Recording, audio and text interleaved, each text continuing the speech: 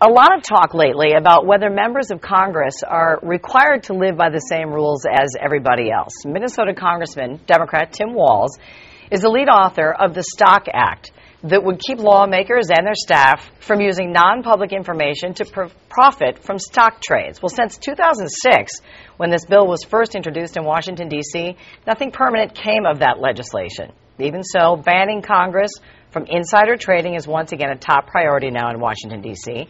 Some say it's because of a book published this year by Peter Schweizer. You see it there. It's called Throw Them All Out.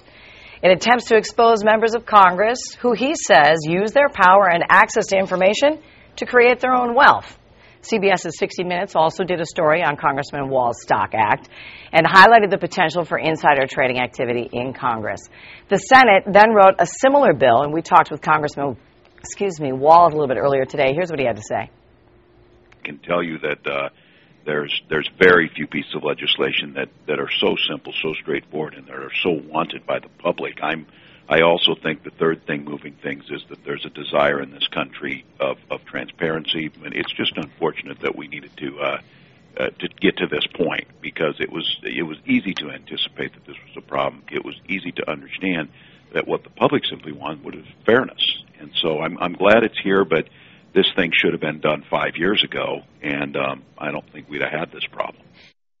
So what does it all mean for the economy and ultimately for you at home? Jeff Thompson is here to help us work through this a little bit, Senior Vice President of 360 Financial. We heard Congressman Walz say this should have happened 5 years ago. What do you think?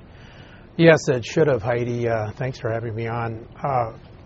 The Stock Act that recently went through a Senate committee here last week, which stands for Stop Trading on Congressional Knowledge. This should have never been to begin with, and as an example of that, if you look at Martha Stewart was convicted and went to jail for trading on insider information back in, I believe, '04. But this is never, when Tim Walz originally brought it up, it never went anywhere, and it was buried in Congress. And now it's recently come up again, and it looks like it's been forwarded to the Senate from the Senate subcommittee last week. So it looks like it's getting some legs on it. Yeah, well, hopefully. But then I have to ask you, with all the obstacles that it seemed like this legislation came up against back in 2006, what's going to be different about it this time?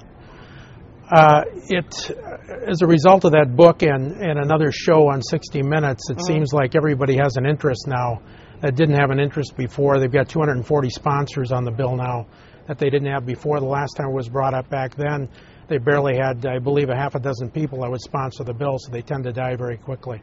How prevalent is this really, insider trading by our legislators?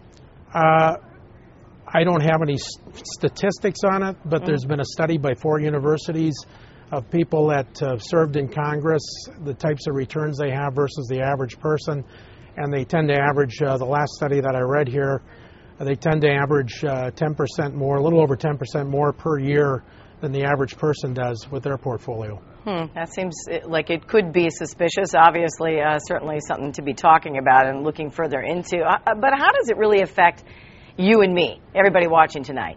Yeah, well, they're getting an unfair advantage. If you're sitting on a defense committee and you know that they're going to award a contract to a defense company, right, and you can go out and buy that stock ahead of that big contract, you may, reap quite a financial reward from that when that becomes public knowledge and people flood into the stock. All right, well, we're going to continue to watch this one, once again called the Stock Act. Jeff Thompson from 360 Financial, thanks for your time. You're welcome. Thank you, Heidi.